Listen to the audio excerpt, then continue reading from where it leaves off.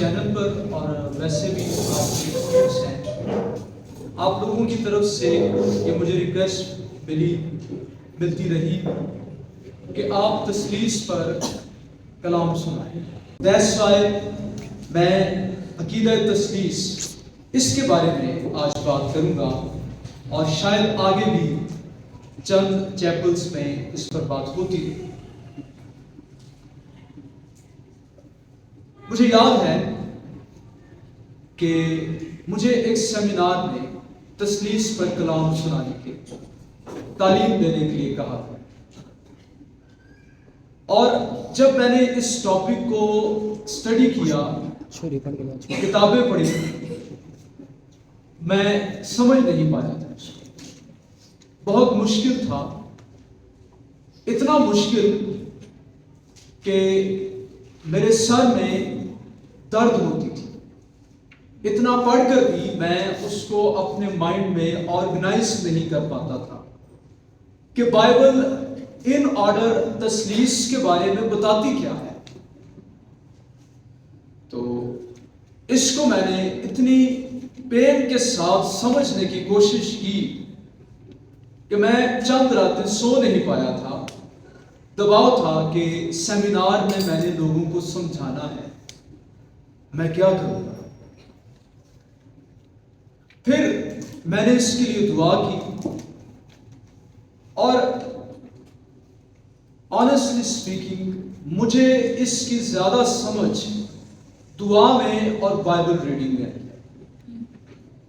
جب میں نے دعا کی، یہ نہیں کہ بکس مدد نہیں کرتی ہیں، اس میں جو تھیولوجی کے اسکالرس ہیں، سسٹمیٹک تھیولوجی کے، وہ ہیلپ کرتے ہیں. ایک عام نام ہے بین بروڈم کا، کیون جے کارنر کا، الیسٹر میگروتھ کا، یہ کچھ مشہور نام ہے. پھر اس کے بعد برکہاف کا، جو اردو میں ہمارے پاس علم الہی ہے کتاب، یہ مددگار ثابت ہوتی ہے. لیکن مجھے زیادہ سمجھ بائبل کے بعد بین بروڈم کی آئی. وہ اس طریقے سے لکھتا ہے، اور اس کا ٹارگٹ مقصد لکھنے کا یہ ہے کہ چرچ میں ایوری کرسچن شوڈ بی اے تھیولوجین. کلیسیا میں ہر ایماندار وہ علم الہی کا ماہر ہونا چاہیے. یہ اس کا مقصد ہے. پریکٹیکلی یہ پاسبل نہیں ہے. سب کئی بار تھیولوجی کو نہیں سمجھ پاتے اور نہ ہی سمجھا پاتے ہیں، نہ ہی اس کا سادہ الفاظ میں بیان کر پاتے ہیں. خیر، ہمیں کوشش کرنی چاہیے. پھر بھی جب ہم تثلیث فی التوحید کہتے ہیں تو اس کا کیا مطلب ہے؟ میں صرف اس کو تثلیث کہنا پسند نہیں کرتا. میں اس کے لیے مکمل لفظ تثلیث فی التوحید استعمال کرنا مناسب جانتا ہوں. اس کا مطلب ہے تثلیث تین، ٹھیک ہے، فی کا مطلب میں، اور التوحید یا توحید کا مطلب ایک. تو اس کا مطلب یہ ہو گیا کہ تین ایک میں. ٹھیک ہے جی. جب ہم تثلیث فی التوحید کہتے ہیں تو اس کا مطلب ہے تین شخصیات ایک میں. یہ ہے مسیحی تصور خدا. جب آپ لفظ ٹرینٹی بولتے ہیں تو یہ جو لفظ ہے بائبل میں موجود نہیں ہے. یہ دو الفاظ کا مرکب ہے، ٹری یونٹی. ٹھیک ہے، تین اتحاد. اس طرح سے ٹری یونٹی، ٹرینٹی ہمارے پاس لفظ ہے، تھری ان یونٹی. تثلیث کیا ہے؟ اس کا مختصر ترین جواب یہ ہے، one God in three persons. ایک خدا میں تین شخصیات، تین اقانیم. یہ ہے تثلیث. یعنی اصلی اور ابدی خدا ہمیشہ سے ہی ایک سے زیادہ شخصیات کے طور پر موجود رہا ہے. یعنی خدا میں ازل سے ہی 3 شخصیات ہیں، لیکن پھر بھی وہ اپنی ذات میں ایک ہے. یہی بات سمجھنا انسانی ذہن کے لیے اکثر مشکل ہو جاتی ہے، اور انسانی ذہن کی ٹینڈنسی یہ ہے کہ جس چیز کو یہ سمجھ نہیں پاتا یا تو اسے رد کر دیتا ہے یا پھر اسے اپنے ذہن کے مطابق ڈالتا ہے جس میں سمجھ آئے. اب ذہن کے مطابق اس کو اس طرح سے انسان ڈھالتے ہیں، یا تو خدا ایک ہے یا پھر 3 خدا ہے. یہ نہیں ہو سکتا کہ ایک خدا اس میں 3 شخصیات پھر بھی خدا ایک. یہ انسانی ذہن میں بات نہیں بیٹھتی. لیکن جب آپ تھیولوجی کو پڑھتے ہیں تو ایک ٹرم استعمال کی جاتی ہے کہ خدا انکمپریہنسیبل بھی ہے اور کمپریہنسیبل بھی. خدا کی ذات، اس کا جو مکاشفہ ہم کو ملا ہے بائبل میں، تھرو ہولی اسپرٹ ہم اسے سمجھ سکتے ہیں، لیکن ہم کامل طور پر خدا کو نہیں سمجھ سکتے ان دیٹ باڈی. ابھی ہم کو آئینہ میں دھندلا سا دکھائی دیتا ہے، مگر اس وقت روبرو دیکھیں خدا در حقیقت کیسا ہے. جب آپ اس سوال کا جواب جاننا چاہتے ہیں then you have to look at the Trinity. آپ کو پھر تثلیث کو دیکھنا پڑتا ہے. جب ہم خدا کے اوصاف کی بات کرتے ہیں، اوصاف کون سے ہیں؟ خدا ہماجا ہے، اومنی پریزنٹ، خدا علم البصیر ہے، ٹھیک ہے، اومنی سائنس یا اومنیشینس. پھر خدا قادر مطلق ہے، آلمائٹی، اومنیپوٹنٹ. پھر اس کے بعد خدا قائم بالذات ہے. اس کا مطلب ہے کہ اپنی ذات میں قائم رہنے کے لیے اس کو اپنے سے باہر کسی ریسورس کی ضرورت نہیں ہے. وہ ڈیپینڈنٹ نہیں ہے کسی پر، وہ خود مختار، خود انحصار. ہم جو مخلوق کیے گئے ہیں، ہم اپنے خالق پر ڈیپینڈنٹ ہیں کیونکہ ہمیں پیدا کیا گیا ہے. چونکہ خدا کو کبھی کسی نے پیدا نہیں کیا، اس لیے وہ قائم بالذات ہے، اس لیے وہ کسی پر ڈیپینڈ بھی نہیں کرتا، اسی لیے وہ خود مختار بھی ہے. جو وہ چاہتا ہے کر سکتا، اس کو کوئی روک نہیں سکتا، اس کے ہاتھ کو کوئی پکڑ نہیں سکتا. تو کیا کر رہا ہے؟ ٹھیک ہے، اس کا مطلب یہ ہے. تو بعض لوگ یہ سمجھتے ہیں کہ یہ اوصاف، آپ دیکھیے گا یہ عام سوچ ہے.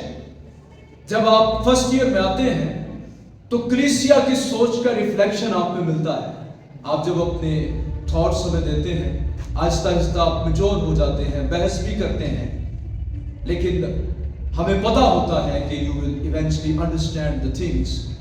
تو آپ جو تھیولوجی کے اسٹوڈنٹ ہیں، آپ کلیسیا کی سوچ کا تھوڑا بہت ریفلیکشن کرتے ہیں. بعض اوقات اگر یسوع کو خدا کہا جائے، روح القدس کو خدا کہا جائے، تو آئی ایکسپیرینس دیٹ کئی اسٹوڈنٹ برا بنا جاتے ہیں.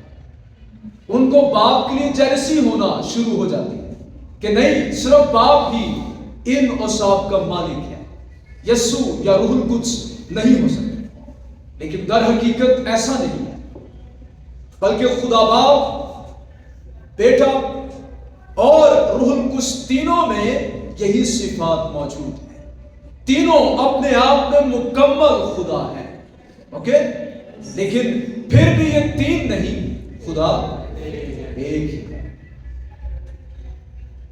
جب ہم یہ بات کرتے ہیں کہ خدا در حقیقت کیسا ہے، وہ اندر سے کیسا ہے، اکانومی آف گاڈ یہ کیسی ہے، خدا کی ذات یہ کیسی ہے، تو ہمارے سامنے آنسر یہ آتا ہے، ہمارا خدا خدا ثالوث ہے، اس میں 3 شخصیات ہیں۔ میں اپولوجیٹیکلی اس کو بیان نہیں کر رہا، میں اپولوجسٹ نہیں ہوں، رائٹ؟ میری یہ فیلڈ نہیں ہے، نہ ہی میں جو اپولوجیٹیکلی بکس ہیں ان کو پڑھتا ہوں۔ میری بائبل کا ٹیکسٹ، ٹھیک ہے، ایکسیجیسس، تو میں بائبل کے مطابق آپ کو بتاؤں گا کہ بائبل کے مطابق تثلیث کیا ہے۔ جب ہم عقیدہ تثلیث کو دیکھیں گے تو ہم 3 باتیں دیکھیں گے۔ پہلی بات، خدا ازل سے ہی خدائے ثالوث ہے، یعنی وہ 3 شخصیات کے طور پر ازل سے ہی موجود ہے۔ خداوند یسوع ازل سے ہی بیٹا ہے، رائٹ؟ اور اس کے بعد دوسری بات ہے، ہر اقنوم مکمل خدا اپنے آپ میں۔ یہ باتیں ان میں میری مدد وین گروڈم نے بہت زیادہ کی۔ اس کے بعد تیسری بات، تاہم اس کے باوجود 3 نہیں بلکہ ایک ہی خدا ہے۔ اور بائبل مقدس تثلیث کو پروگریسولی بیان کرتی ہے، پروگریسو ریویلیشن آف گاڈ۔ جب آپ تھیالوجی میں ریویلیشن کو پڑھیں گے تو خدا نے سینہ بہ سینہ، طرح بہ طرح، جگہ بہ جگہ، حصہ بہ حصہ اپنا ریویلیشن دیا۔ پروگریسو ریویلیشن اس کو کہتے ہیں۔ سب سے پہلے تثلیث پرانے عہد نامہ، جب آپ اولڈ ٹیسٹمنٹ کو دیکھتے ہیں، اب ہم نیو ٹیسٹمنٹ کے لینس لگا کر اولڈ ٹیسٹمنٹ کو دیکھیں۔ میں بطور یہودی اولڈ ٹیسٹمنٹ کو نہیں دیکھنے لگا، میں بطور یہودی ربی اولڈ ٹیسٹمنٹ کو نہیں دیکھنے لگا۔ اولڈ ٹیسٹمنٹ تھیالوجی، اس کے لوگ یہ کہتے ہیں کہ جب آپ اولڈ ٹیسٹمنٹ کو پڑھتے ہیں تو نیو ٹیسٹمنٹ کو بھول جائیں، ٹھیک ہے؟ سب سے پہلے اس کو یہودیوں کی طرح دیکھیں، اس کے کانٹیکسٹ میں دیکھیں، جن لوگوں کے لیے یہ لکھا گیا اس کے طور پر دیکھیں، اور اس کے بعد نیو ٹیسٹمنٹ کے مطابق دیکھیں۔ ہم ان دونوں اعتبار سے دیکھنے کی کوشش کریں کہ یہودی لوگ جب اس ٹیکسٹ کو پڑھتے جو تثلیث کے بارے میں تھا تو وہ اس کو کیسے لیتے، اور نیو ٹیسٹمنٹ میں جو تثلیث کے بارے میں مکاشفہ ہے وہ کیسے کمپلیٹ ہوا۔ پرانے عہد نامے میں ایک بات کو یاد رکھیے گا، جزوی طور پر اشارتاً، انڈیکیشنز، اشارہ، سائنس ہمیں ملتے ہیں تثلیث کے بارے میں، پورے طور پر اس کو کھولا نہیں گیا۔ پروگریسو ریویلیشن یہی ہے۔ پرانے عہد نامے میں اگرچہ کہیں بھی واضح طور پر نہیں بیان کیا گیا کہ خدا میں ازل سے ہی 3 شخصیات ہیں، لیکن چند ایک حوالہ جات ان میں اشارے، کیا لفظ میں کہہ رہا ہوں، اشارے ضرور ملتے ہیں۔ سب سے پہلے پیدائش 1 باب اور 26ویں آیت۔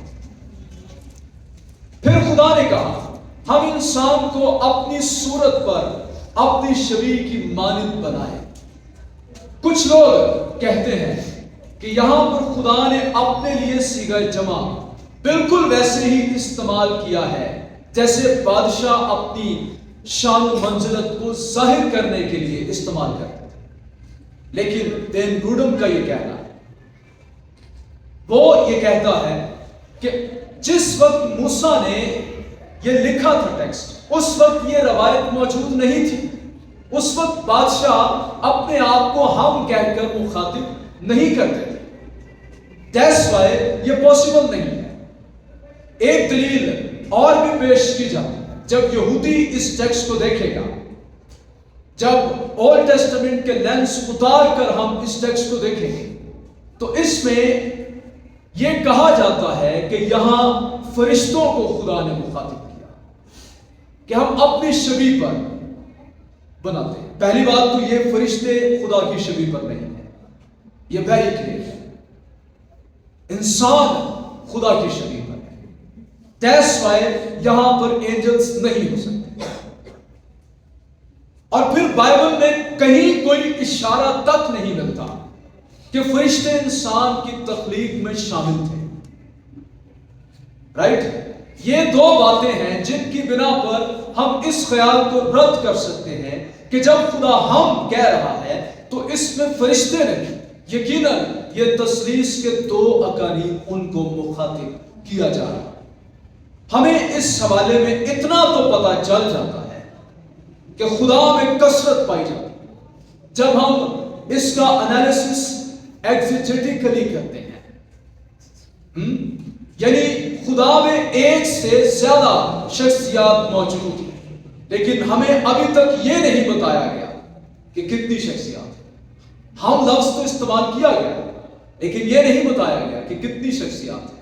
جیسے جیسے ہم نیو ٹیسٹامنٹ کی طرف آئیں گے، اولڈ ٹیسٹامنٹ میں سے ہو کر گزر جائیں گے، ہمارے سامنے باقی دو شخصیات بھی آ جائیں. پیدائش 3 باب 22 آئے. خدا نے کہا دیکھو انسان نیک و بد کی پہچان میں ہم میں سے ایک کی مانند ہو گیا. پیدائش 11 باب اس کی 17 آئے. سو آؤ ہم وہاں جا کر ان کی زبان میں اختلاف ڈالیں. ابھی تک پیدائش میں ہم لفظ استعمال ہو رہا ہے لیکن تینوں اقانیم وہ سامنے نہیں ہے. یوسف کے بارے میں لکھا ہے تجھ میں الہوں کا روح ہے. یسایہ 6 باب 8 ہے. اس وقت میں نے خداوند کی آواز سنی جس نے فرمایا میں کس کو بھیجوں اور ہماری طرف سے کون جائے گا. یہاں پر میں اور ہم دونوں نظر آتے ہیں، ہے نا. اٹ مینس کہ زیادہ شخصیات ہیں، یعنی خدا کا ایک ہونا اور اس میں کثرت کا ہونا دونوں آپ کو یہاں نظر آئیں. یہ تو وہ حوالہ جات ہیں جہاں ہم خدا کے لیے سیگا جمع استعمال ہوتے ہوئے دیکھ رہے ہیں، لیکن ابھی تک یہ نہیں بتایا گیا کہ خدا میں کتنی شخصیات موجود ہیں. ایسے حوالہ جات بھی ہیں جہاں خدا کو خدا کہا گیا لیکن اس کے ساتھ اور بھی شخصیات ہم کو واضح طور پر دکھائی دیں گی جن کو خدا کہا گیا ہے. زبور 45واں اس کی 6ویں اور 7ویں ہے. اے خدا تیرا عصا راستی کا عصا، تیری سلطنت کا عصا راستی کا عصا. اس لیے خدا تیرے خدا نے شادمانی کے تیل سے تجھ کو تیرے ہمسروں سے زیادہ مسا کیا ہے. یہاں پر جو باتیں زبور نویس کہہ رہا ہے وہ کسی انسانی بادشاہ کے لیے فٹ نہیں آتی، کہیں نہیں جا سکتی. بعض لوگ کہتے ہیں یہ بادشاہ کو کہا جا رہا ہے، زبور نویس اسے خدا کہتا ہے. کیا کسی انسانی بادشاہ کو خدا کہا جا سکتا ہے؟ نو. کہ تیرا بادشاہی کا عصا ہمیشہ قائم رہے، کوئی ایسا کینگ نہیں ہے جس کو یہ کہا جا سکتا ہے. یہ دو باتیں ایسی ہیں جو کسی انسانی بادشاہ کو نہیں کہی جا سکتی. اور پھر اس بات پر غور کریں کہ خدا نے خدا کو مسا کیا. Is that possible? No. اس لیے یہاں پر دو مختلف افراد یا شخصیات ان کو خدا کہا گیا.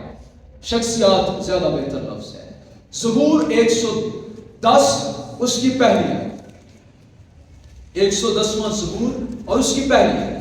یہوہ نے میرے خداوند سے کہا تو میرے دائنے ہاتھ بیٹھ جب تک کہ میں تیرے دشمنوں کو تیرے پاؤں کی چوکی نہ کروں.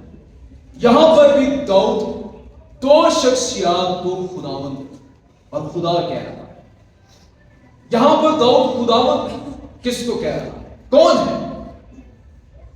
یہوہ کے لیے تو جو پرانا عہد نامہ ہے بڑا واضح ہے، لیکن یہاں پر خداوند کون ہے؟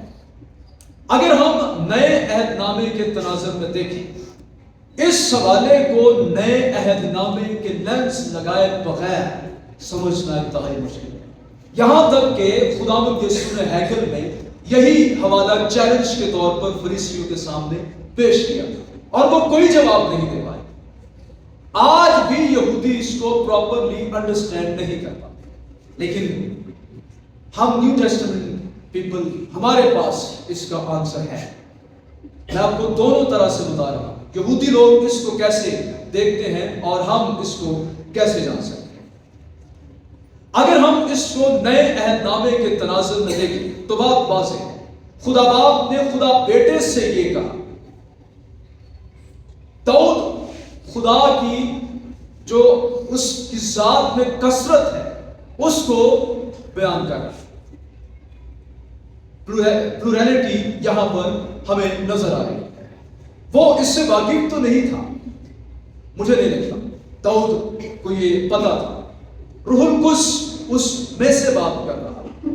پہلا پطرس اس کے شاید دوسرے چیپٹر میں آخری آیات میں کہیں لکھا ہے کہ نبی جب نبوت کرتے آنے والے وقت کے بارے میں تو وہ یہ سوال کرتے کہ یہ روح کون ہے جو ہمیں آئندہ کے زمانے کی باتیں بتاتا ہے۔ ان کے پاس clear revelation of holy spirit نہیں تھا، تثلیث کا پروگریسو ریویلیشن ابھی مل رہا تھا۔ خداوند یسوع نے اس حوالے کے بارے میں ہی فریسیوں سے پوچھا۔ یسایہ 63 باب اس کی 63 چیپٹر ورس 10، لیکن وہ باغی ہوئے، انہوں نے اس کی روح مقدس کو غمگین کیا۔ یہودی لوگ یہ تو مانتے ہیں کہ خدا کا روح یا خدا کی روح ہے، لیکن وہ یہ نہیں مانتے کہ وہ علیحدہ سے ایک شخصیت ہے۔ لیکن یہاں پر آپ دیکھیں کہ روح القدس کو علیحدہ شخصیت کے طور پر، لیکن وہ باغی ہوئے، انہوں نے اس کی روح مقدس کو غمگین کیا۔ یہاں پر واضح تاثر ملتا ہے کہ خدا کا روح خدا سے ایک علیحدہ شخص ہے۔ پھر ملاکی 3 باب پہلی 2 آیات، اور خداوند جس کے تم طالب ہو ناگہان اپنی ہیکل میں موجود ہوگا، ہاں عہد کا رسول جس کے تم آرزومند ہو آئے گا، رب الفاج کا نام۔ یہاں پر وہ جو ہیکل میں آئے گا اور رب الفاج، یہ 2 شخصیات جن کو خدا کے طور پر بیان کیا گیا ہے۔ جب آپ اس کے کانٹیکسٹ کو دیکھیں گے تو رسول کے اندر الہی صفات ملاکی نے بیان کی۔ پھر اس کے بعد ہوسیہ 1 باب 7 میں، لیکن یہودا کے گھرانے پر رحم کروں گا اور میں خداوند ان کا خدا ان کو رہائی دوں گا۔ یہاں پر 2 شخصیات کا واضح تاثر ملتا ہے۔ اس کے بعد یہ بڑا ہی کلیئر حوالہ ہے، یسایہ 48 باب 16 میں، میرے نزدیک آؤ اور یہ سنو، میں نے شروع ہی سے پوشیدگی میں کلام نہیں، جس وقت سے وہ تھا میں وہی تھا، اور اب خداوند خدا نے اور اس کے روح نے مجھ کو بھیجا۔ ویری کلیئر ہے نا؟ اس کے بعد خدا کا فرشتہ، اولڈ ٹیسٹمنٹ میں یہ ہم کو ملتا ہے فگر، کئی حوالہ جات پرانے عہد نامے میں موجود ہیں جو خدا کی پلورالٹی پر بات کرتے ہیں۔ فرشتے کا مطلب ہے خدا کا پیغمبر، اس طرح سے وہ خدا سے کیا ہوا؟ خدا کا پیغمبر ہے، تو وہ خدا سے مختلف ایک شخصیت ہوا۔ جب آپ اولڈ ٹیسٹمنٹ میں خدا کا فرشتہ اس کے بارے میں پڑھیں گے تو اکثر اسے بھی خدا کہا گیا ہے۔ وہ بیان کرتا ہے میں ہوں، میرا نام تو عجیب ہے۔ منوہا پر ظاہر ہوا نا سیمسن کی پیدائش کے وقت، تم میرا نام کیوں جاننا چاہتے؟ وہ تو عجیب ہے، تو خدا کا ایک نام عجیب بھی ہے، پالا، ہاں عبرانی میں، تو ایک یہ بھی نام ہو سکتا ہے کہ وہ تثلیث کا ایک رکن ہو۔ حوالہ جات پڑھوں گا نہیں، پیدائش 16 باب 13 آیت میں، خروج 3 باب 2 آیت، گنتی 22 باب 35 آیت، اس کے بعد انسان 8 باب 22 سے 31 آیت میں، اگرچہ یہاں پر حکمت کو پرسونیفائی کیا گیا ہے، اس کو ایک شخصیت کے طور پر بیان کیا گیا ہے۔ شاعر اکثر ایسا شاعری میں کیا کرتے ہیں، لیکن یہاں بات بہت آگے نکل جاتی ہے، صرف حکمت کی بابت نہیں ہے۔ لیکن یہاں پر ایک مشکل ہے، جہاں لکھا ہے خدا نے مجھے پیدا کیا، تو کیا یسوع کو خدا نے پیدا کیا؟ never.